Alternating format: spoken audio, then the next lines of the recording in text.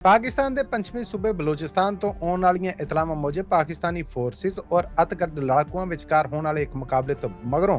12 अतगर्द ने जिहड़े मारे गए ने। इन्हां अतगर्दां वल्लों बलोचिस्तान के इलाके दे विच बैंक लुट्टण समेत थाणे उत्ते कब्जा करके अमले नूं यरगमाल बनाया गया सीगा और उस तो बाद अपणियां ईणां मनाउण डे सन जदों फोर्सिस के कमांडोस ने आके इन्हों घेर लिया और उस तो बाद इन्होंने दू बदू लड़ाई हुई। हबीब बैंक समेत एक होर बैंक नूं लुट के 34 लाख रुपया लुटन की खबर है जी वह भी सामने आई सी, जबकि इस तो बाद इस इलाके यानी ये जिला खारान है जिथे ये कार्रवाई जी हुई है और इस मुकाबले के 12 अतगर्द लड़ाकुआं नूं फोर्सिस ने उदों मार दिता जदों उन्होंने पहला हथियार सुट्टण वास्ते मौका दिता गया, फिर उन्होंने इन्हां ने जिहड़ियां या शर्तां ने जिहड़ियां ओह धरियां गईयां, जिहदे तो बाद मुकाबला होया और मुकाबले च इन्हां सारियां नूं फड़का दिता गया। सरकारी पद्धर दे उत्ते ते इन्हां 12 अतगर्दां दे मारे जाण दी तस्दीक कीती जा रही है, जबकि आख्या जा रहा है बैंक अमला और थाणे दे अमले दे विच भी